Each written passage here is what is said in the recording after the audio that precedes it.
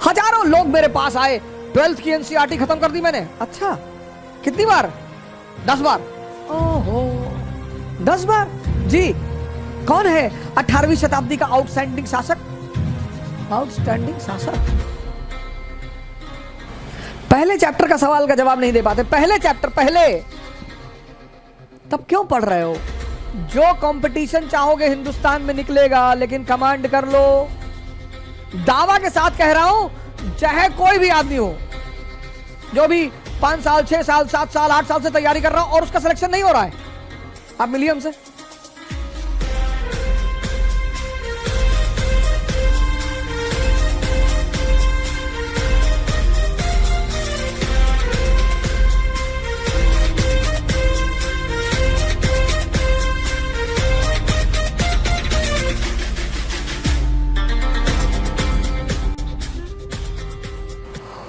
मैं बार बार तुमसे, जब भी मैं आता हूं आज शाम के मंच में, मैं आप लोगों से एक ही बात कहता हूं,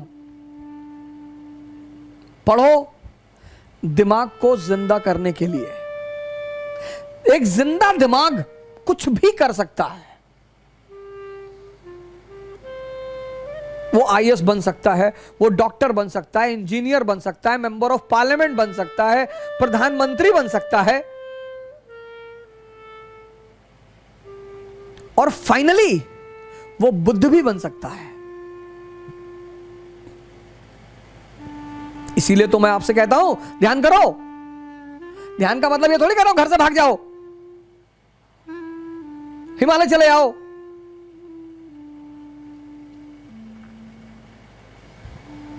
अगर एक किताब पढ़ते हो, खत्म करते हो, और उस किताब की कहानी ही तुम्हें नहीं पता। हजारों लोग मेरे पास आए, 12th की एनसीईआरटी खत्म कर दी मैंने। अच्छा, कितनी बार? 10 बार। ओहो, 10 बार? जी। अच्छा, तो आप एक काम करो, रिवीजन करके 2 दिन बाद आओ। नहीं नहीं नहीं, आप पूछो। नहीं नहीं, रिवीजन कर लो। नहीं, आप पूछो। कौन है 18वीं शताब्दी का आउटस्टैंडिंग शासक?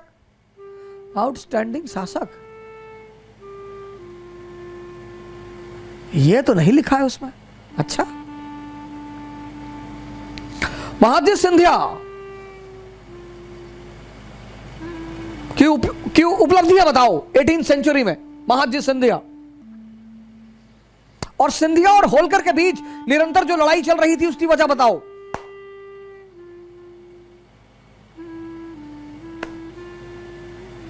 बहुत बड़ी वजह है, और वो ऐसी वजह है जिसकी वजह से ब्रिटेन ने चीन पर कब्जा किया।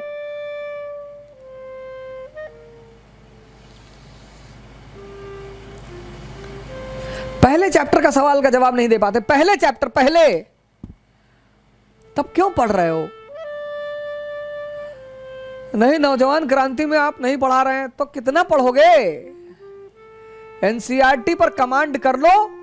जो कंपटीशन चाहोगे हिंदुस्तान में निकलेगा, लेकिन कमांड कर लो। दावा के साथ कह रहा हूं, चाहे कोई भी आदमी हो जो भी 5 साल 6 साल 7 साल 8 साल से तैयारी कर रहा हो और उसका सिलेक्शन नहीं हो रहा है, आप मिलिए हमसे। आप हमसे मिलिए। आपका आधार खराब है, बेस खराब है आपका। हां, आप मेंस लिख रहे हैं, इंटरव्यू दे रहे हैं, फिर तो कोई और ही रीजन है। फिर भी रीजन होगा जरूर, फिर भी रीजन होगा जरूर। तुम्हें कहानियां ऐसी समझ में आती नहीं, तुम रटते हो तो तुम्हारे मन को मजा नहीं आता, तुम्हारे मन में ये चीजें रिपीट नहीं होती, क्योंकि तुम समझते नहीं हो। बहुत सारे 90% छात्र पढ़ते हैं 10 घंटा 12 घंटा, लेकिन जब वो पढ़ के उठते हैं तो पीछे कहानी कुछ और ही चलती है। पढ़ना जानते हैं, सेव करना नहीं जानते।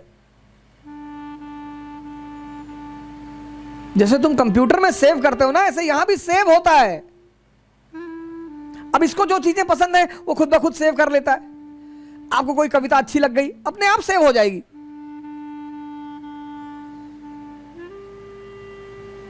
कोई दीवाना कहता है, कोई पागल समझता है, मगर धरती की बेचैनी को बस अंबर। जो चीज आपको अच्छी लग जाएगी, जो आपके मन को अच्छी लगे, खुद ब खुद सेव हो जाएगी। आपने कोई गाने याद थोड़ी किए हैं, याद है क्योंकि आपके मन को उसमें रस मिला, उसने सेव कर लिया। लेकिन जब आपने अमेरिकी क्रांति पढ़ी, इसको रस मिला ही नहीं, इसने सेव ही नहीं किया। अब आपके सामने एक बहाना है, रिवीजन। रिवीजन नहीं हुआ है तो गाने का कौन सा रिवीजन करते हो? 10-10 गाना याद है, 20-20 गाना याद है, 50-50 गाना याद है, फिल्मों की स्टोरी याद है, वहां कौन सा रिवीजन? वहां भी तो रिवीजन नहीं करते। तुम सेव करना भूल गए हो, तुम समझना भूल गए हो।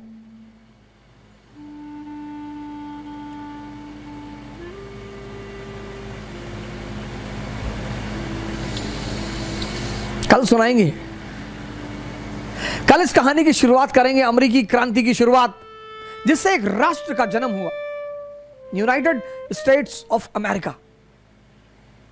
सबकी तमन्ना है जाने की। कुछ लोगों की तमन्ना मिटाने की भी है। नंगे हैं, भूखे हैं, अमेरिका को खत्म कर देंगे। अमेरिका को किसी रॉकेट में बैठा के छोड़ देंगे, पता नहीं चलेगा किस ग्रह पे उतर गए जाके। एक पक्षी है रेवन, वो बाज के कंधे पे जाके बैठ जाता है, और बाज शाहीन, पक्षियों का राजा है शाहीन, शेर के मुंह से गोश्त निकाल लेता है। शेर जब उसकी आवाज सुनता है तो शेल्टर मांगने लगता है, भागने लगता है।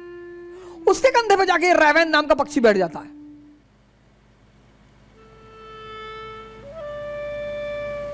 तो पता है बाज क्या करता है?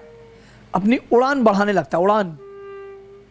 और जैसे जैसे उसकी ऊंचाई बढ़ती रहती है, ऑक्सीजन लेवल कम हो जाता है, रेवन को भागना पड़ता है। अपनी ऊंचाई बढ़ाओ, इतनी बढ़ाओ कि जितने लोग तुम्हें दबाना चाहते हैं उनका दम घुटने लगे, वो खुद ही भाग जाए। अपनी सारी ताकत अपने में लगाओ और अपनी ऊंचाई को इतना बढ़ाओ, इतना बढ़ाओ कि तुम्हारे जितने अगल बगल लोग भगवान के आशीर्वाद स्वरूप तुम्हारे पीछे पड़े हैं, उनका दम घुटने लगे। जय हिंद।